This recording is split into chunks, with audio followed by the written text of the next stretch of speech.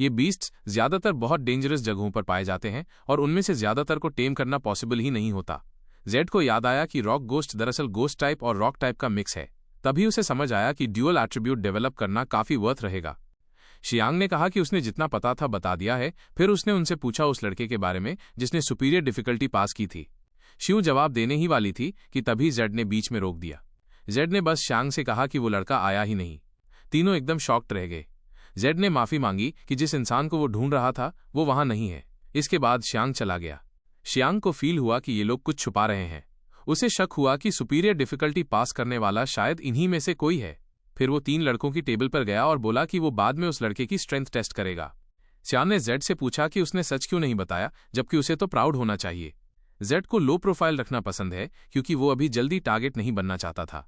उसे ये भी लगा कि शायद उस लड़के ने जो इन्फो दी थी वो सच भी न हो। गुआन को जेड की सोच बहुत इंप्रेसिव लगी। फिर वो हॉल से निकल गए। गुआन ने दोनों लड़कियों को इनवाइट किया कि वो रात में ट्रेनिंग करें ताकि वो दूसरे हाई स्कूल स्टूडेंट से हारे नहीं।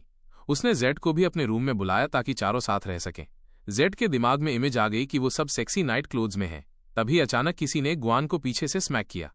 वो वही 3 लड़के थे जिनसे पहले शियांग ने बात की थी। उन्होंने भी गुआन के रूम में आने की बात की और ग्रिन किया।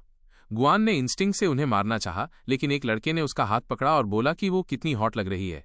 बाकी सब जोर जोर से हंसने लगे और सबका ध्यान अट्रैक्ट होने लगा। जेड गुस्से से भर गया। उसने उन्हें कहा कि उसे छोड़ दो। गुआन ने सिर हिलाया क्योंकि वो जानती थी कि अगर जेड ने लड़ाई की तो पनिशमेंट होगी। उस आदमी ने कहा कि पिंघाई की लड़कियां तो प्रिटी होती हैं, लेकिन लड़के सब सॉफ्टीज। जेड ने अपना फिस्ट उसके चेहरे के सामने रोका, फिर पीछे खींचकर जोरदार पंच मारा। उसके दोस्तों को उसके लिए डर लगा और बाकी दोनों लड़ने को तैयार हो गए। जेड ने उन्हें वार्न किया कि वो उससे कुछ भी कह सकते हैं, लेकिन उसकी सिस्टर को बुली करने की हिम्मत मत करें। वो सब डर गए। जेड ने बोला कि अब वो उन्हें ऐसे नहीं छोड़ेगा। रवसी उठकर बोला कि वो उसे चैलेंज करता है। तभी किसी ने उसका हाथ पकड़कर रोका। वो था पिंग यून। उसने कहा कि वहां उन्हें एम्बैरेसमेंट मत दिलाओ। फिर उसने जेड से कहा कि उसका पंच काफी पावरफुल था और ये स्कोर बराबर करने जैसा नहीं है। जेड ने कहा कि मैटर अभी खत्म नहीं हुआ। पिंग यून ने उसे अश्योर किया कि वो लड़के को वापस जाकर सबक सिखाएगा, लेकिन अगर जेड को और कंप्लेन है तो वो उससे कह सकता है। दोनों ने अपनी पावरफुल ऑरा रिलीज की। गुआन ने जेड को खींचा और बोला कि उन्हें जाना चाहिए। जेड ने खुद को कंट्रोल किया और पिंग यून से कहा कि एग्जाम में मिलेगा। शियान ने कमेंट किया कि जेड बहुत हैंडसम लग रहा था। पिंग यून को शक हुआ कि सुपीरियर डिफिकल्टी पास करने वाला स्टूडेंट शायद वही है। होटल के अंदर बाथरूम मिस्ट से भरा था। लड़कियां एक साथ बात कर रही थीं। गुआन अनॉयड थी कि दोनों ने जबरदस्ती उसके साथ बाथ में स्क्वीज कर लिया। कैन ने रिप्लाई किया कि ये उनका थैंक्स कहने का तरीका है कि उसने उनकी ट्रेनिंग में हेल्प की। एक्स यू ने ऐड किया कि उनके पेट्स भी 2nd लेवल तक पहुंच चुके हैं, जिससे उनकी जीत की चांस बढ़ गई है। उन्होंने गुआन को मसाज दिया। गुआन चिल्लाई कि रैंडमली मत छुओ। अगले दिन सब इकट्ठा हुए। उन्होंने 3 स्ट्रेट लाइन्स बनाई। टीचर ने उन्हें गुड न्यूज दी। उसने बोला कि उस साल के फर्स्ट बैच ऑफ कैंडिडेट्स का लेवल एनालाइज करने के बाद ये कंक्लूजन आया है कि वो अब तक का सबसे वर्स्ट बैच है और उसे उनसे कोई उम्मीद नहीं है। शुआ ने कंप्लेन किया कि ये पिंघाई की इंसल्ट है। कैनन उन्हें रोक रहा था और अंदर से बहुत गुस्से में था। उसने सभी को चेयरफुल टोन में बताया कि अपकमिंग एग्जाम वैसे ही होगा, ऑरिजिन स्टोन टैबलेट की इल्यूजन में, लेकिन इस बार कोई डिफिकल्टी सिलेक्शन नहीं होगी। एग्जाम का नाम था सीक्रेट फॉरेस्ट। इस एग्जाम में कई तरह के क्रीचर्स होंगे जिनके शार्प टीथ और डेंजरस लुक्स होंगे। उसने इंस्ट्रक्ट किया कि जब सब लोग मेडिटेशन में बैठकर इल्यूजन में एंट्री करेंगे तो उनकी आर्म पर एक स्कोर पैनल दिखाई देगा। उस पैनल पर पॉइंट्स बढ़ेंगे इस हिसाब से कि कितने फेरोशियस बीस्ट्स को मारा गया। Rank 1 beast equals 10 points. Rank 2 beast equals 20 points. Rank 3 beast equals 40 points. उसने ये भी बताया कि कैंडिडेट्स खुद हंटर भी बन सकते हैं और प्रे भी, और अगर उनके पेट्स या वो खुद इल्यूजन में मारे जाते हैं तो उन्हें एलिमिनेट कर दिया जाएगा। इसके अलावा सीक्रेट फॉरेस्ट के सेंटर में एक बड़ा स्टोन टैबलेट होगा जहां टॉप 10 प्लेयर्स का स्कोर और कोऑर्डिनेट्स कंटिन्यूअसली डिस्प्ले होगा। एग्जामिनीज ये सुनकर शॉक्ड थे कि वहां रैंक 3 बीस्ट्स भी हैं, मतलब अगर कोई उनसे टकरा गया तो तुरंत एलिमिनेट हो जाएगा। कंपटीशन का टोटल टाइम 4 घंटे का होगा और उसके बाद पॉइंट्स रैंकिंग के हिसाब से टॉप 10 कैंडिडेट सेलेक्ट किए जाएंगे। पेंगुइन ने पूछा कि क्या सिर्फ बीस्ट्स को मारना होगा? ये सच में अच्छा क्वेश्चन था। कैनन ने रिप्लाई किया कि अगर कैंडिडेट्स दूसरे कैंडिडेट्स को एलिमिनेट करते हैं तो उन्हें उनके सारे पॉइंट्स मिल जाएंगे। सब हैरान रह गए। उन्होंने कंप्लेन किया कि ये रूल बहुत क्रूअल है जो उन्हें एक दूसरे को मारने पर मजबूर करता है। कुछ ने सोचा कि अगर वो टीम बनाकर किसी खास स्कूल के स्टूडेंट्स को मारेंगे तो आसानी से टॉप 10 में आ सकते हैं।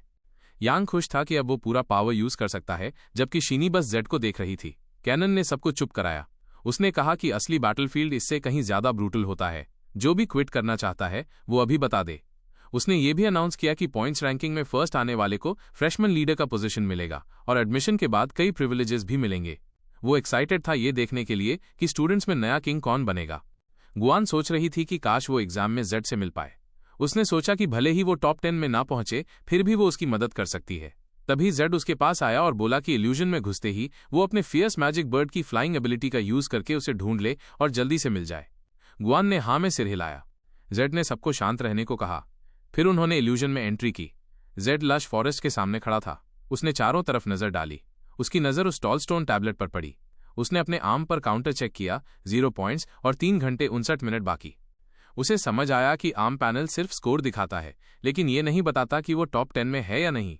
मतलब इवेंचुअली सबको सेंट्रल स्टोन टैबलेट तक जाना पड़ेगा अपना रैंक जानने के लिए, और लेट स्टेज में ये जगह सबसे डेंजरस बन जाएगी। सबसे क्रूशल पॉइंट ये था कि अगर कोई स्टोन टैबलेट पर न जाकर बस ब्लाइंडली ग्राइंड करता रहे तो भले ही उसका स्कोर टॉप 10 में आ जाए, कोऑर्डिनेट्स फिर भी डिस्प्ले होंगे और बाकी प्लेयर्स उसे घेर लेंगे। उसे रियलाइज हुआ कि एग्जाम का असली मकसद प्लेयर्स को आपस में पीके करवाना है। लेकिन जेड जानता था कि अगर कोई सच में स्ट्रांग है तो रूल्स उसके लिए मैटर नहीं करते। स्ट्रांग से कोई पॉइंट्स नहीं छीन सकता और बाकी सबके पॉइंट्स उसी स्ट्रांग इंसान के पास जाएंगे। फिर भी जेड ने सोचा कि यह सिर्फ गेम है और हैप्पीनेस सबसे जरूरी है। तभी कुछ टूटने की आवाज आई। वो एक two headed forest python, beast type, rank 1, stage 9 के फैंग्स थे, जिसने उसे स्नीकली अटैक करने की कोशिश की थी। लेकिन उनके फैंग्स उसकी बैरियर से टकराकर टूट गए। सेफ्टी रीजंस को देखते हुए जेड ने स्पिरिट गार्डियन ऑन ही रहने दिया। वैसे भी ये ज्यादा स्पिरिट पावर कंज्यूम नहीं करता। उसने रॉक गोस्ट समन किया। जेड ने सोचा कि फिलहाल अपनी पूरी स्ट्रेंथ छुपाकर रखे और इस मौके पर रॉक गोस्ट की असली पोटेंशियल टेस्ट करे। उसे लगता था कि ड्यूअल एट्रीब्यूट्स डेवलप करना सच में वर्थ है। रॉक गोस्ट ने सामने टैंगल्ड स्नेक्स देखे, लेकिन जेड ने उसे रोक दिया। जेड ने कहा कि रैंक 1 स्टेज 9 बीस्ट को मारने पर सिर्फ 10 पॉइंट्स मिलते हैं और उसकी स्ट्रेंथ रैंक 2 स्टेज 1 20 पॉइंट से बहुत अलग नहीं है। मतलब हाईएस्ट स्टेज वाले बीस्ट को मारना सबसे डिसएडवांटेजेस है। इसलिए टेस्टिंग के लिए उसने रॉक गोस्ट को और भी स्ट्रांग बीस्ट से लड़ने की चैलेंज दी। रॉक गोस्ट एक्साइटेड हो गया, लेकिन जेड को एक चिंता थी, क्या गुआन उसे ढूंढ पाएगी। उसने उम्मीद की सब ठीक चले। उसी समय गुआन के पास ऑलरेडी 30 पॉइंट्स थे और 3 घंटे 45 मिनट बाकी। उसने अपना फियर्स मैजिक बर्ड छोड़ा जो आसमान में उड़कर ग्राउंड स्कैन करने लगा। गुआन डेस्परेटली उसे ढूंढ रही थी। उसका पेट लगातार ऊपर उड़ता रहा और सराउंडिंग्स चेक करता रहा। उसने देखा कि कई प्लेयर्स बीस्ट्स के हाथों परेशान हो रहे थे। बर्ड वापस लौट आया क्योंकि पेट्स अपने ओनर्स से बहुत दूर नहीं जा सकते। गुआन को समझ आया कि अब उसे लक पर भरोसा करना पड़ेगा। उसे पूरा विश्वास था कि जेड इतना स्ट्रांग है कि टॉप 10 में जरूर होगा।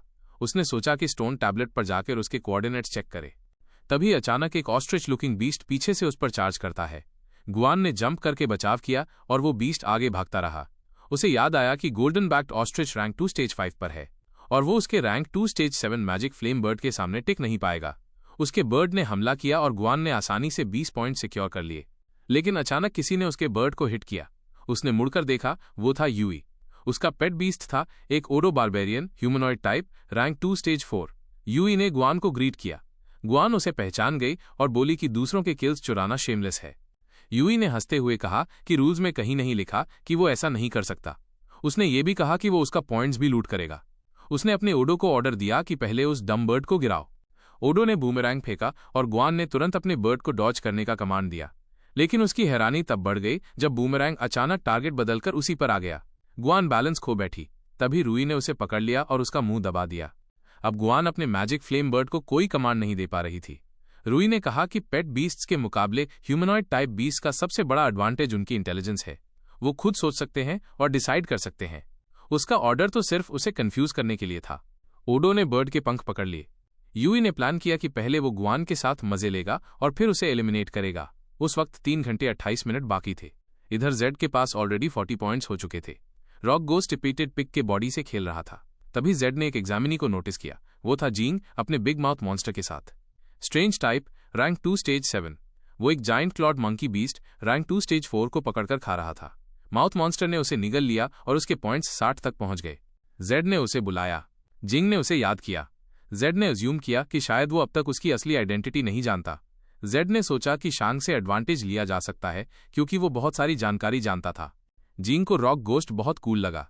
उसने पूछा कि क्या ये रेयर बीस्ट है क्योंकि उसने पहले कभी ऐसा नहीं देखा। ये देखकर उसने सोचा कि जेड वही लड़का नहीं हो सकता जिसने सुपीरियर डिफिकल्टी पास की थी, क्योंकि जानकारी के अनुसार उस लड़के के पास आइस टाइप पेट बीस्ट था। जेड ने कामली रिप्लाई किया कि उसका बीस्ट रेयर नहीं है, बस एक ऑर्डिनरी डिग्रेड पेट है जिसे अपग्रेड करके रैंक 2 बनाया गया है। ये सुनकर जिंग और शो ऑफ करने लगा। उसने बोस्ट किया कि उसका पेट रेयर और स्ट्रेंज टाइप है और पहले ही रैंक 2 स्टेज 7 तक अपग्रेड हो चुका है। जेड ने उसकी ईगो को थोड़ा फीड किया जिससे वो और खुश हो गया। इससे जिंग इतना फ्लैटर हो गया कि उसने खुद ही ऑफर किया कि वो जेड को पॉइंट्स कलेक्ट करने में हेल्प करेगा। उसे पूरा विश्वास था कि वो खुद भी टॉप 10 में सीट सिक्योर कर लेगा। जेड ने रिप्लाई किया कि ये ग्रेट है, लेकिन शांग बहुत कनिंग था। उसने प्लान बनाया कि जब जेड उसके काम का नहीं रहेगा तो वो मौका देखकर उसे मार देगा और उसके पॉइंट्स ले लेगा किसी और हिस्से में जाकर। इधर गुआन ने शू का हाथ पकड़ा और उसे जमीन पर पटक दिया। शू ने उसे गाली दी, लेकिन गुआन का एक्सप्रेशन देखकर वो डर गया।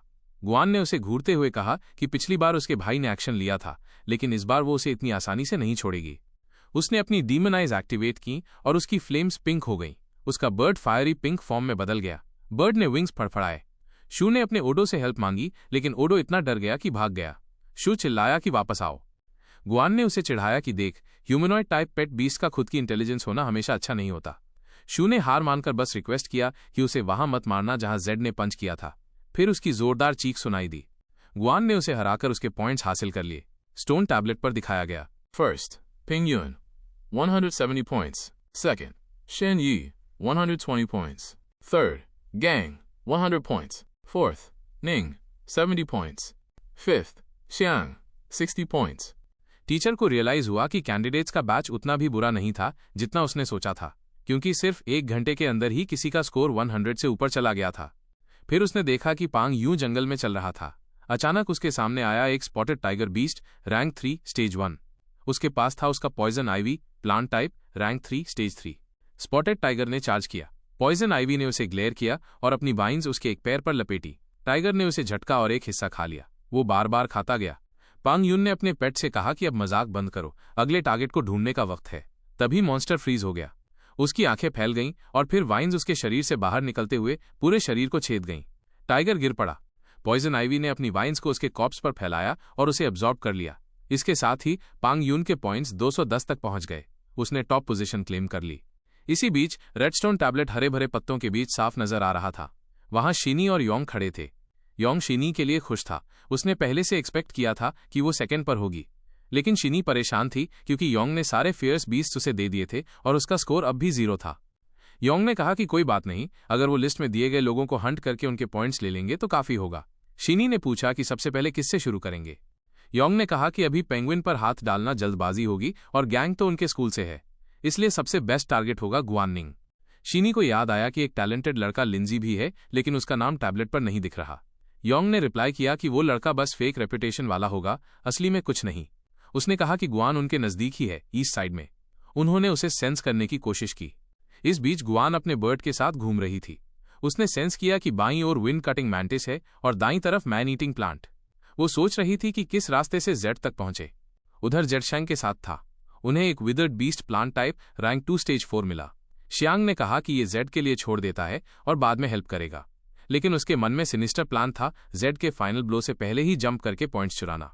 लेकिन रॉक गोस्ट ने बीस्ट को पंच किया और वो तुरंत गिर पड़ा। रॉक गोस्ट खुद स्टन रह गया। शियांग भी शॉक में था। उसे यकीन नहीं हुआ कि बीस्ट सिर्फ एक हिट में खत्म हो गया। अब 2 घंटे 20 मिनट बाकी थे। रैंकिंग में अभी फर्स्ट था ली पेंगुइन 290 पॉइंट्स, उसके बाद गिंगी 200 पॉइंट्स और तीसरे पर लू गैंग 170 पॉइंट्स। लिऊ डा होंग के 100 पॉइंट्स थे। 9वें नंबर पर था लिन जिसके 120 पॉइंट्स थे और शियांग गिरकर 12th प्लेस पर आ गया सिर्फ 70 पॉइंट्स के साथ। टीचर को जेड के बारे में पता था और वो उसकी स्किल को मानते थे, क्योंकि 2 घंटे से भी कम समय में वो रैंक 33 से सीधा रैंक 9 पर आ गया। जब उन्होंने देखा कि वो किसी के साथ है तो समझ गए कैसे हुआ। जिएंग ने उसे याद दिलाया कि स्ट्राइक करना अलाउड था, लेकिन 1 हिट एलिमिनेशन नहीं। उसने शिकायत की कि उसके पास कुछ नहीं बचा, इसलिए जेड को शेयर करना चाहिए। जेड ने जवाब दिया कि उसका ऐसा इंटेंशन नहीं था। उसने समझाया कि क्योंकि ये ट्रायल उनके एकेडमी एडमिशन को अफेक्ट करता है, इसलिए वो हमेशा अपने बीस्ट को हर फाइट में ऑल आउट जाने को कहता है। उसने बोला अगर पॉइंट्स चाहिए तो अगला टारगेट तुम्हारा होगा। शियांग ने मुंह फुला लिया। उसे पसंद नहीं आया कि ये बच्चा खुद को बहुत बड़ा समझ रहा है। वो पक्का था कि आखिर में हंसने वाला वही होगा, क्योंकि वो उसे एलिमिनेट करके उसके पॉइंट्स ले लेगा। तभी सिस्टम ने जेड को नोटिफाई किया कि पास में रेयर बीस्ट डिटेक्ट हुआ है। उसने सोचा इसका मतलब है और पॉइंट्स। थोड़ी दूरी पर एक गोल्डन ट्री ट्रंक दिखा और वो उसके पास गए। शियांग को यकीन नहीं हो रहा था कि असली गोल्डन ट्री मिल गया। उसे लगा कि बोनस पॉइंट्स मिलेंगे, लेकिन ट्री ने उसे पकड़ लिया जबकि जेड पीछे कूदकर उसकी ब्रांचेस से बच गया। गोल्डन ट्री ने जियांग को उल्टा लटका दिया। तभी उसकी आंखें और मुंह खुल गए।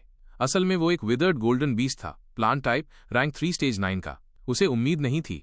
उसने अपने पेट बीस्ट को बुलाकर बचाने को कहा, लेकिन जब देखा तो वो भी फंसा हुआ था। उसे समझ आया कि प्लांट उसकी सारी स्पिरिचुअल एनर्जी ड्रेन कर रहा है।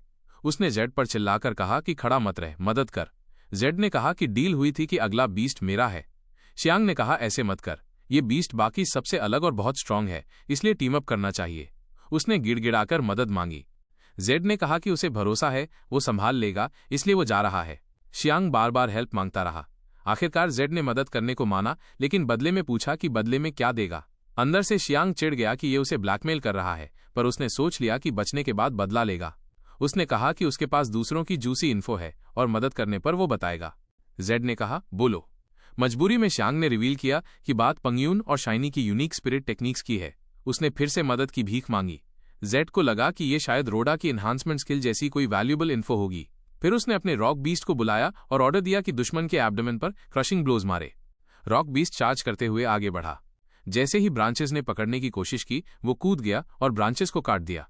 वो ऑलमोस्ट ट्री तक पहुंच गया, लेकिन एक गोल्डन ब्रांच ने उसे कसकर लपेट लिया और खींच लिया, और ब्रांचेस निकलकर रॉक बीस्ट को जकड़ गई। जेड ने महसूस किया कि उसका रैंक 2 स्टेज 9 बीस्ट भी रैंक 3 स्टेज 9 गोल्डन बीस्ट से स्ट्रगल कर रहा है। वो फ्री नहीं हो पा रहा था। जेड के पास कोई ऑप्शन नहीं बचा था, इसलिए उसने सोचा कि स्नो मेडन को सीक्रेट तरीके से बुलाकर जल्दी खत्म कर दे। लेकिन तभी उसने कुछ नोटिस किया, उसका रॉक बीस्ट कांप रहा था। जेड ने उसे बुलाकर टॉन्ट किया, बस इतना ही है क्या? उसने उसे ऑर्डर दिया कि तुरंत ब्रेक फ्री हो। बीस्ट इरिटेट हो गया। उसका अगला मूव देखकर ट्री भी शॉक हो गया। उसी वक्त रॉक बीस्ट पूरी तरह वाइन्स में लिपटा हुआ था। उसके सिर से स्मोक निकलने लगा। शियांग चिल्लाया कि अब तो खत्म है, क्योंकि लग रहा था वो पूरी तरह ड्रेन होने वाला है। बस 1 घंटा 54 मिनट बचे थे और अभी तक 27 पार्टिसिपेंट्स एलिमिनेट हो चुके थे। जेड क्यूरियस था कि आखिर ऐसा कौन सा पावर निकलने वाला है उस जीनियस से जिसने ऑलमोस्ट इम्पॉसिबल ट्रायल क्लियर किया। तभी रॉक बीस्ट स्मोक में बदल गया और वो स्मोक घूमने लगी। जेड शॉक्ड रह गया। रॉक बीस्ट ने नया स्किल अनलॉक कर लिया था, डिमोनिक स्पेक्ट्रल। जेड ने देखा कि उसका रॉक पेट बीस्ट 30 सेकंड्स तक स्पेक्ट्रल फॉर्म में रह सकता है। जेंग ने पूछा, ये क्या है? जैसा जेड ने सोचा था, जिनके पास ड्यूअल एट्रीब्यूट्स होते हैं उनके पास कुछ स्पेशल एबिलिटीज भी होती हैं। वो एक्साइटेड था ये देखने के लिए कि ये डिमोनिक स्पेक्ट्रल फॉर्म कितना पावरफुल है। ट्री जोर से गरजा। उसने रॉक पेट बीस्ट को पियर्स करने की कोशिश की, लेकिन उसकी ब्रांचेस उसके आर पार निकल गईं। सीन थोड़ा कंफ्यूजिंग लग रहा था। जेड को समझ आया कि स्पेक्ट्रल फॉर्म में रॉक मॉन्स्टर का कोई फिजिकल बॉडी नहीं होता, इसलिए वो किसी भी फिजिकल डैमेज और कंट्रोल से बच सकता है। जेड इंप्रेस्ड हुआ।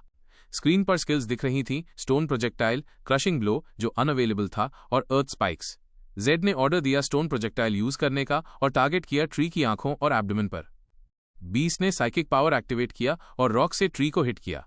ट्री गिर पड़ा और शांग अपने पेट बीस्ट के साथ जमीन पर गिरा।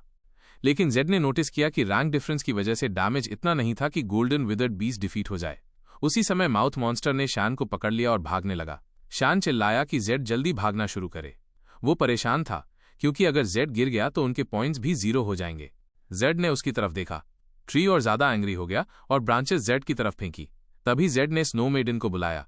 वो सामने आ गई और इनकमिंग ब्रांचेस से उसे प्रोटेक्ट किया। जेड ने उसे ऑर्डर दिया और उसने स्नो स्टॉर्म यूज किया। इसी बीच रॉक पेट बीस्ट का 30 सेकंड्स का स्पेक्ट्रल फॉर्म खत्म हो गया। जेड ने उसे क्रशिंग ब्लो यूज करने को कहा। ट्री उस समय फ्रीज था, तो उसने उसके एब्डोमेन पर हिट किया। स्नो मेडन सपोर्ट करती रही। जेड ने रॉक पेट बीस्ट को फिर से स्पेक्ट्रल फॉर्म एक्टिवेट करने का ऑर्डर दिया। स्नो मेडन ने थ्रेड कैस्केड यूज किया, जिससे आइस क्रिस्टल्स की बारिश ट्री पर हुई, जबकि उसका लोअर पार्ट अभी भी फ्रोजन था। जेड ने अपनी मुट्ठी उठाई और स्पिरिचुअल एनर्जी स्ट्राइक से ट्री पर वार किया। इसके साथ ही ट्री डिफीट हो गया। सिस्टम ने उसकी विक्ट्री कंफर्म की। इस जीत से रॉक डीमन रैंक 3 पर एडवांस हो गया। उसे एक नया स्किल भी मिला, माइनस फैंटम डुप्लीकेशन। इसका मतलब स्पेक्ट्रल फॉर्म में वो तुरंत 2 हिस्सों में स्प्लिट हो सकता है। क्लोन के पास ओरिजिनल जितनी ही अटैक पावर और वही मूवमेंट्स व स्किल्स होते हैं। ये स्किल 10 सेकंड्स तक रहता है और 100 अचीवमेंट पॉइंट्स कॉस्ट करता है। जेड ने कहा कि ये बहुत यूजफुल स्किल है। भले ही एक्सपेंसिव है, लेकिन वो सोचता है कि ये वर्थ है। स्प्लिट होने के बाद स्पेक्ट्रल फॉर्म की कॉम्बैट पावर डबल हो जाती है। वो बैटल के दौरान लेवल अप भी कर गया। इसमें कोई सरप्राइज नहीं था कि ये किंग रैंक पाथ है। जेड इससे बहुत खुश था। इसी समय टीचर ही भी उसे देख रहे थे। 1 घंटा 20 मिनट बाकी रहते जेड के पॉइंट्स 180 तक पहुंच चुके थे। टीचर ही इंप्रेस थे और स्नो मेडन को देखकर उन्हें पता चला कि उसके पास डिवाइन रैंक पोटेंशियल है। उन्हें ये सोचकर हैरानी हुई कि ये लड़का आखिर ये सब कैसे कर रहा है। जेड को पता था कि रैंक 3 बीस्ट को हराने पर 60 पॉइंट्स मिलते हैं। उसने जो किया था उसके बाद वो अब लो प्रोफाइल मेंटेन नहीं कर सकता था। तभी पीछे से आवाज आई, माइंड, यहाँ क्या हुआ? ये शांग था। उसने नर्वस और सरप्राइज्ड एक्सप्रेशन के साथ पूछा कि क्या विदर्ड गोल्डन बीस्ट चला गया। उसने हैरानी से पूछा क्या जेड ने उसे डिफीट कर दिया। फिर उसने स्नो मेडन की ओर इशारा किया और पूछा कि वो कहाँ से आई है और किस स्कूल से बिलोंग करती है। जेड भूल गया था उसे डिसमिस करना। अब जब सबने देख लिया था तो जेड को लगा कि अब वो प्रिटेंड नहीं कर सकता। उसने एक आइडिया सोचा और डम बनने का नाटक किया। उसने कहा कि उसे कुछ नहीं पता, ये तो वही लड़की थी जिसने गोल्डन बीस्ट को हराया। जांग को समझ आया कि वो भी एक बीस्ट है और दोनों बीस्ट्स आपस में लड़ रहे थे। उसने ये भी कंसिडर किया कि शायद वो समन पेट बीस्ट है और उसका मास्टर आसपास कहीं होगा। लेकिन जब उसे पता चला कि वो आइस टाइप है तो उसके दिमाग में नाम आंद्रे लिंड जेड। उसने सोचा अगर ये लेजेंडरी इंसान गोल्डन बीस्ट को हरा सकता है तो उसकी पावर उनसे कहीं ऊपर है। अब वो डर गया क्योंकि अगला एलिमिनेट होने वाला शायद वही हो। जेड कुछ बोल ही नहीं पाया। उसने स्नो मेडन को बोला कि वो ऐसे प्रिटेंड करे जैसे उन पर अटैक कर रही हो। ये देखकर पेट बीस्ट कंफ्यूज हो गया। तभी शियांग का चेहरा सफेद पड़ गया जब उसने देखा कि टारगेट अब उन पर है। स्नो मेडन ने कई आइस क्रिस्टल से धमकी दी। शियांग डर के मारे रोने लगा और घबरा गया। शांग ने सोचा कि अगर दोनों एलिमिनेट हो गए तो बहुत बड़ा लॉस होगा। बेहतर होगा कि वो सामने वाले लड़के को ही एलिमिनेट कर दे और खुद भाग जाए। उसका पेट बीस्ट मॉन्स्टर ने अचानक कुछ निगल लिया। जेड ने पूछा उसने उसे क्यों निगल लिया। जांग ने रिप्लाई दिया कि उसे बचाने के लिए। फिर उसने अपने पेट बीस्ट को सिस्टम के थ्रू बोला कि पहले वापस चला जाए। जब जांग काफी दूर भाग गया तो रुक गया। वो खुश था कि बच भी गया और पॉइंट्स भी मिल गए। जेड ने पूछा ठीक है ना। जांग शॉक्ड रह गया कि जेड बिल्कुल सेफ था। अंदर पेट में जेड आराम से बैठा था और उसके चारों तरफ बैरियर बना हुआ था। जेड ने कहा मुझको क्या हो सकता है।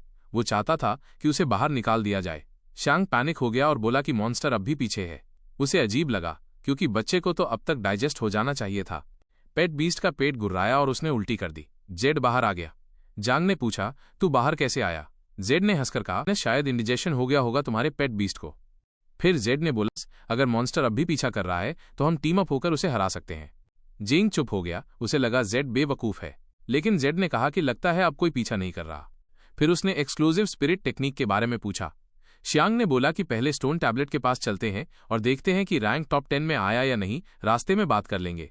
चलते हुए शियांग ने बताया कि एक्सक्लूसिव स्पिरिट टेक्निक असल में एक यूनिक स्पिरिचुअल एबिलिटी होती है जो सिर्फ कुछ ही super talented beast masters awaken कर सकते हैं। ये बुक से नहीं सीखी जा सकती क्योंकि ये इंडिविजुअल बीस्ट मास्टर की बॉडी कॉन्स्टिट्यूशन पर डिपेंड करती है और ये इतनी रेयर है कि नॉर्मल टीचर्स इसे नहीं सिखाते।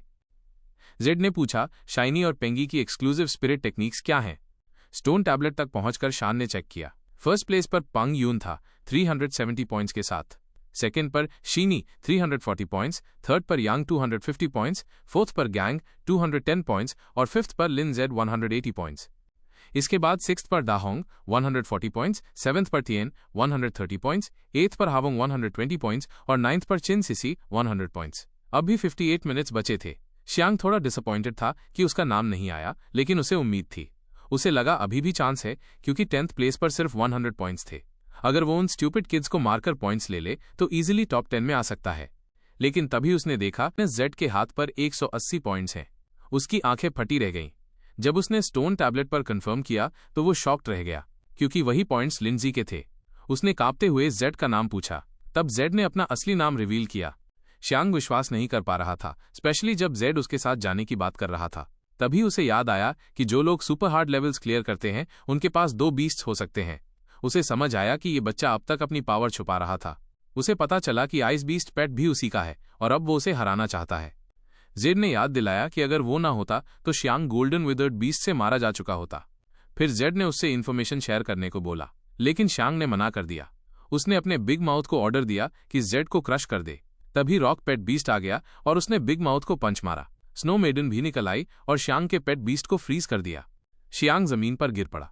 जेड ने कहा भले ही तुम्हारे बीस्ट इतने स्ट्रांग नहीं हैं, लेकिन फिर भी रेयर रैंक बीस्ट 3 की वैल्यू रखते हैं तो मैं इन्हें ले लूंगा। ये सुन शियांग डर गया और रोते हुए बोला प्लीज मुझे छोड़ दो। उसने अपना माइंड बदल दिया था। वो ज्यादा ध्यान नहीं दे रहा था क्योंकि उसके लिए सारी स्पिरिट टेक्निक्स एक जैसी थीं। जिंग को समझ नहीं आया कि कैसे सेम है। जेड ने बोला सिंपल है, ये टेक्निक्स उसके सामने कुछ भी नहीं। उसने स्नो मेडन को ऑर्डर दिया कि वो आइस शावर यूज करे। जिंग गुस्से में गाली दे बैठा। अचानक कुछ पीली वाइन्स निकल आईं और उसे चीर गईं। ये अटैक किसी और का नहीं बल्कि पांग यूं का था। उसने जेड को आवाज दी और बोला कि वो बहुत टाइम से उसका वेट कर रहा था।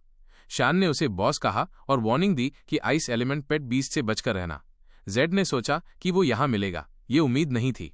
उसने इसे मौका माना कि अपनी पुरानी लड़ाई अब खत्म कर दे। पांग यू ने शांग से कहा कि तुम वापस जाकर रेस्ट करो। उसे खुशी थी कि उसके पॉइंट्स उसके बॉस ने ले लिए, इसलिए उसे लगा कि ये पूरी तरह हार नहीं है, और ऐसे ही वो चला गया। अब पांग यून के पॉइंट्स बढ़कर 430 हो गए। उसने जेड को चैलेंज किया कि असली पावर दिखाओ, फिर देखते हैं कौन डिजर्व करता है टॉप बिगिनर का टाइटल। जेड ने काम होकर रिप्लाई किया कि उसे टॉप बिगिनर बनने में कोई इंटरेस्ट नहीं, अगर पांग यून चाहता है तो टाइटल ले ले। पांग यून ने इसे उसकी हार मान लिया और उसे कावर्ड बोलकर चढ़ाया।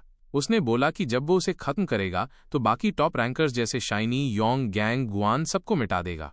वो पागलों की तरह हंसने लगा और बोला कि उन्हें क्रश करने का मजा एडिक्टिंग है। गुआन का नाम सुनकर जेड को उसकी याद आ गई। उसने नोटिस किया कि योंग, शिनी और गुआन सब एक ही एरिया में है, मतलब गुआन खतरे में थी। वो तुरंत ईस्ट की तरफ भागा, लेकिन पांग यून ने अपने पेट बीस्ट को ऑर्डर दिया कि उसका रास्ता रोक लो। वाइन्स पहलकर रॉक गोस्ट और जेड की बैरियर को जकड़ ली। पांग यून ने कहा कि उसे पकड़ना बहुत ईजी है और ये सोचा कि जेड बस एक नाम का क्लाउन है। उसने ऑर्डर दिया कि उसके पेट बीस्ट की पावर्स ड्रेन करो। जेड ने गुस्से में गाली दी। अब उसे गेम्स खेलने का मूड नहीं था। उसने स्नो मेडन को पीछे से चुपके अटैक करने का ऑर्डर दिया। पांग यून शॉक हो गया। वो आइस स्टैचू में बदल गया। उसका पॉइजन आइवी पेट बीस्ट भी अचानक पकड़ा गया और स्नो मेडन ने उसे भी आइस स्टैचू बना दिया। फिर रॉक गोस्ट ने दोनों को तोड़ दिया। जेड ने ठंडे अंदाज में कहा कि उसने पहले ही बोला था उसके पास टाइम वेस्ट करने का चांस नहीं। टूटी वाइन्स की आइस पिघलने लगी। तभी कोई और वहां आया और बोला कि इसकी वाइटैलिटी इतनी स्ट्रांग है कि सब होने के बाद भी ये मरा नहीं। ये इंसान था लू गैंग। उसने बोला कि जी पांग यून को खत्म करना भूल गया, इसलिए वो गोल्डन चांस ले रहा है। उसने अपने pet beast iron armoured dragon type rank 2 stage 9 को समन किया और पांग यून पर सीधा अटैक करने का ऑर्डर दिया। गैंग को लगा पांग यून का पेट बीस्ट रिवाइव होगा, लेकिन उसे पता था पांग यून में वो कैपेसिटी नहीं है। जब स्टैचू टूटा, गैंग को लगा कि उसने फर्स्ट प्लेस सिक्योर कर लिया, लेकिन पॉइंट्स चेक करने पर उसकी आर्म पर कोई चेंज नहीं था। उसे अजीब लगा। उसी समय वाइन्स ने उसे घेर लिया और पीछे से अटैक कर दिया। पांग यून ने बोला कि किसी एलिमिनेटेड इंसान को बताने में कोई हार्म नहीं, ये उसकी स्पिरिट एक्सक्लूसिव टेक्निक थी, मिमिक्री सिंक्रोनाइजेशन। गैंग ने अपने आयरन आर्मर्ड ड्रैगन को अटैक का ऑर्डर दिया, लेकिन कोई रिस्पॉन्स नहीं आया। उसने चेक किया तो देखा उसका पेट बीस्ट जमीन पर पिंड था और फिर स्मोक में बदल गया। वापस हमारे एमसी जेड की तरफ वो फुल स्पीड से भाग रहा था, बस यही सोचते हुए कि अगर जिन वी और योंग ने उसकी सिस्टर को हाथ भी लगाया तो जेड उन्हें जिंदा नहीं छोड़ेगा। उधर गुआन एक बबल में फंसी हुई थी और एक steel scaled young dragon rank 2 stage 8 dragon type उसकी पेट बीस्ट की पीठ पर सवार था। वो बबल से बाहर नहीं निकल पा रही थी। Necromancer rank 3 stage 2 ghost spirit type और वाटर टाइप ने वो प्रिजन बनाया था और अंदर से एस्केप करना ऑलमोस्ट इम्पॉसिबल था। यांग ने जिनी से कहा कि वो ये काम उस पर छोड़ रहा है। अगर वो गुआन के पॉइंट्स ले लेती है तो वो न्यू क्लास की हेड बन जाएगी। जिनी ने उससे पूछा क्यों। उसने टीज करते हुए कहा शायद इसलिए कि वो बहुत प्रिटी है और वो उसे अटैक नहीं कर पा रहा। यांग ने कामली रिप्लाई किया कि उसे दूसरी लड़कियों में इंटरेस्ट नहीं है। जिनी ने कहा कि इतनी जल्दी रश करने की जरूरत नहीं है, थोड़ा वेट करना चाहिए। यांग ने पूछा किसका इंतजार। वो फॉरेस्ट की तरफ देख रही थी। असल में वो वेट कर रही थी कि बड़ा फिश बेट ले। अचानक उन पर अर्थ स्पाइक से अटैक हुआ। यांग ने तुरंत वाटर शील्ड यूज किया और ड्रैगन पेट बीस्ट ने उस अटैक को डिफ्लेक्ट कर दिया। तभी जेड आया और उसने सिनी और यांग से कहा कि उसे छोड़ दो। वो शॉक्ड थे देखकर कि उसके पास 2 पेट बीस्ट्स हैं। गुआन भी हैरान थी। उसने जेड को वार्न किया कि वो काफी स्ट्रांग है, केयरफुल रहना पड़ेगा। जेड ने कॉन्फिडेंटली कहा कि वो उसे अभी बचा लेगा। यांग ने पूछा क्या वो सच में जेड है, वही लड़का जिसने supposedly super difficulty level clear किया था। शीनी खुश थी कि उसका हंच सही था। उसे शुरू से ही लग रहा था कि जेड बाकी लोगों से अलग है। यांग उसे लड़कर टेस्ट करना चाहता था। शीनी ने वार्न किया कि वो ऑर्डिनरी नहीं है। यांग ने कहा कि अगर वो उसे हराए और उसके पॉइंट्स शीनी को दे तो वो क्लास हेड बन जाएगी। उसने ये भी बोला कि अगर पॉइंट्स लूज करने पड़े तो वो चाहकर भी शीनी को ही देगा। फिर यांग ने नेक्रोमैंसर बीस्ट को जेड को रिस्ट्रेन करने का ऑर्डर दिया। उसने वाटर प्रिजन क्रिएट किया, लेकिन जेड ने सोल फोर्स इंपैक्ट से उसे रोक दिया। यांग हैरान था कि उसकी स्पिरिट टेक्निक इतनी स्ट्रांग है। तभी उसने देखा कि रॉक पेट बीस्ट उसके पास पहुंच चुका है। यांग ने water pillar assault formation use किया और एक वाटर स्पाइक ग्राउंड से निकला। उसने जेड के पेट बीस्ट को वाटर प्रिजन में ट्रैप कर दिया, लेकिन जेड ने उसे गोस्ट स्पिरिट फॉर्म में जाने का ऑर्डर दिया और जैसे ही उसने ऐसा किया वो वाटर प्रिजन से एस्केप कर गया और अर्थ स्पाइक से अटैक किया। नेक्रोमैंसर भी गोस्ट स्पिरिट फॉर्म में ट्रांसफॉर्म हो गया। यांग ने बोस्ट किया कि अब वो भी फिजिकल अटैक से इम्यून है। तभी शिनी ने चिल्लाकर कहा पीछे देखो। यांग ऑफ गार्ड हो गया जब पीछे स्पाइक्स निकले। उसने पीछे देखा और वहां गोस्ट स्पिरिट क्लोन था। जेड ने कमेंट किया कि अफसोस यांग खुद फिजिकल अटैक से इम्यून नहीं है। ये सुनकर यांग गुस्से में आ गया। उसने अपने बीस्ट को डेथ स्पिरिट सील यूज करने का ऑर्डर दिया। उस पावर ने रॉक पेट बीस्ट और उसके क्लोन दोनों को सील कर दिया। जेड इरिटेटेड हो गया और सोचा शायद अब स्नो मेडन को स्टेप इन करना पड़ेगा। उसने रॉक पेट बीस्ट को नॉर्मल फॉर्म में लौटने का ऑर्डर दिया, वरना नेक्रोमैंसर उसे डिफीट कर देगा। यांग ने अंडर एस्टिमेट किया था। जेड ने उसे चुप रहने को कहा और अपना ट्रू पावर दिखाने की तैयारी की। शीनी ध्यान से देख रही थी जब उसने स्नो मेडन समन किया। येली समझ गई कि जेड कोई ऐसा नहीं है जिसे वो हैंडल कर पाएंगे, और अगर लड़ाई ऐसे ही चलती रही तो एलिमिनेट वो खुद हो जाएंगे। उसने सबको स्टॉप करने को कहा और बात करने का ऑफर दिया। जेड का ब्राउ फरोड हो गया। उसने कहा कि सब टॉप 10 में आ ही चुके हैं, तो लड़ाई की कोई जरूरत नहीं है। वैसे भी आगे सब क्लासमेट्स बनने वाले हैं। लेकिन स्नो मेडन अब भी फाइट मोड में थी। शीनी ने यांग को ऑर्डर दिया कि लड़की को छोड़ दो। यांग ने आर्ग्यू किया कि अगर वो उसे छोड़ देंगे और जेड उनसे ज्वाइन हो गया तो उनके लिए और भी मुश्किल हो जाएगा। शीनी ने गुस्से में कहा कि वही करो जो मैं कह रही हूं। मजबूरी में यांग ने वाटर प्रिजन कैंसिल किया। गुआन फ्री हो गई और ड्रैगन पेट बीस्ट तुरंत उसके पेट बीस्ट से उतर गया। उसने जेड का शुक्रिया अदा किया। जेड ने उसे अश्योर किया कि जब तक वो यहां है कोई उसे छू भी नहीं पाएगा। वो फिर बोला कि वो अपनी बहन को अब भी बचा सकता है, चाहे उन्हें खत्म ही क्यों न कर दे, इसलिए उनका ऑफर उसे ज्यादा सेटिस्फाई नहीं करता। यांग उसकी बात से गुस्सा हो गया और पूरा लड़ने का फैसला कर लिया। उसने जिनी को पहले अटैक करने को कहा, लेकिन जिनी ने जेड से कहा कि उसके पास कुछ ऐसा है जिससे वो सच में सेटिस्फाई हो सकता है। जेड बस बोला ओह। फिर उसने बताया कि उसकी एक्सक्लूसिव स्पिरिट टेक्निक है जिससे वो अपनी सेंसिटिविटी यूज करके उसे उसकी यूनिक एबिलिटी अनलॉक करने में हेल्प कर सकती है। जेड बोला कि यह सच में अच्छा ऑफर है।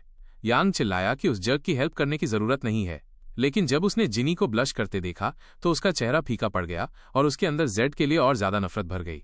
कुछ ही देर बाद कोई वहां आ गया। जेड ने देखा कि वो अब भी जिंदा है। वो पांग यूं था। वो खुश था कि सब एक साथ इकट्ठा हो गए हैं, क्योंकि अब वो सबको एक ही बार में एलिमिनेट कर सकता है। उसकी मौजूदगी ने यांग को और चढ़ा दिया। शीनी ने जेड से कहा कि वो दोनों मिलकर फर्स्ट प्लेस ले सकते हैं। जेड ने देखा कि हालात मैसी हो रहे हैं और बस 10 मिनट बचे हैं। टीचर सब देख रहा था। अंदर से वो चाहता था कि कुछ नए स्टूडेंट्स बच जाएं, लेकिन अगर वो आपस में लड़ते रहे तो शायद टैलेंटेड लोग खो देंगे। उसने किसी को ऑर्डर दिया कि सिचुएशन को डी-एस्केलेट करो और उनके पास 10 मिनट हैं। योंग ने शीनी से धीरे से पूछा कि क्या वो सच में सीरियस है। उसने बोला कि उसका प्लान तो था कि पांग यूं उसे रोके और वो फायदा उठाए, लेकिन शीनी ने माफी मांगी क्योंकि वो सच में जेड की हेल्प करना चाहती थी। ये सुनकर योंग शॉक्ड रह गया और उसे लगा कि शायद उसे जेड पर क्रश है। योंग ने सोचा कि अब वो अकेले ही लड़ेगा। पांग यू ने सबको डरे दिया कि चाहे अकेले आओ या सब मिलकर कोई फर्क नहीं पड़ता। तभी किसी ने सबको रोका। उन्हें बताया गया कि लड़ाई की जरूरत नहीं है क्योंकि सब ऑलरेडी एक्सेप्ट हो चुके हैं और उनके लिए एक स्पेशल चैलेंज मिशन तैयार है। एक पोर्टल खुला और कोई बाहर निकला। टीचर ने बताया कि चूंकि ये नए स्टूडेंट्स अपनी उम्र के बाकी लोगों से बहुत आगे हैं, इसलिए अब उनकी असली लिमिट टेस्ट करनी होगी। उसने एकेडमी के सेकेंड ईयर स्टूडेंट्स इंट्रोड्यूस किए जो सब मिड टियर रैंक के थे। इन्हें उनसे स्पार करना होगा और अगर जीत गए तो उन्हें एक बार का बैप्टिज्म मिलेगा। अगर हार गए तो भी वो एनरोल हो सकते हैं। गुआन ने चिल्लाकर कहा कि ये अनफेयर है क्योंकि वो अभी ऑफिशियल स्टूडेंट्स भी नहीं हैं और पहले ही इतने बैटल्स झेल चुके हैं। उनके पेट बीस्ट भी एग्जॉस्टेड हैं। लेकिन जेड काफी एक्साइटेड दिखा और बोला कम एट मी। पांग यून बोला कि अफसोस है कि वो उन्हें एलिमिनेट नहीं कर सका, लेकिन अब से सब क्लासमेट्स हैं, इसलिए लड़ने के बहुत मौके मिलेंगे। योंग चिल्लाया कि पहले सेकेंड ईयर ट्रायल पास करो। शीनी ने वाई से पूछा कि क्या इसका मतलब है कि अब वो एलाइज हैं। उसने मुस्कुराकर हाँ कहा, लेकिन जेड का चेहरा एक्सप्रेशनलेस रहा। गुआन बीच में बोली कि उसका भाई अभी राजी नहीं हुआ। जेड बैप्टिज्म रिवॉर्ड पाना चाहता था क्योंकि उससे फिजिकल स्ट्रेंथ और सोल पावर दोनों बढ़ते हैं, लेकिन उसने देखा कि वहां सिर्फ 4 लोग भेजे गए हैं जबकि वो 5 थे। इसका मतलब था कि उन्हें अंडर एस्टिमेट किया गया। जेड ने जिनी से कहा कि अगर उसे एलाई बनना है तो उसकी बहन के साथ मिलकर एक सेकेंड ईयर से लड़ना होगा, लेकिन जिनी और गुआन दोनों ने कंप्लेन किया कि वो जेड के साथ लड़ना चाहती हैं। जेड ने गुआन से कहा कि वो खुद अकेले और अगर ये दोनों लड़कियां टीम अप करें तो उनके जीतने के चांसेस ज्यादा होंगे। तभी नए सेकेंड ईयर में से एक साओ बोला कि क्या उनकी डिस्कशन खत्म हो गई। उसने पूछा कि अब उससे कौन लड़ेगा। उसने बोला कि चाहे सब एक साथ भी आ जाएं तो उसे कोई दिक्कत नहीं।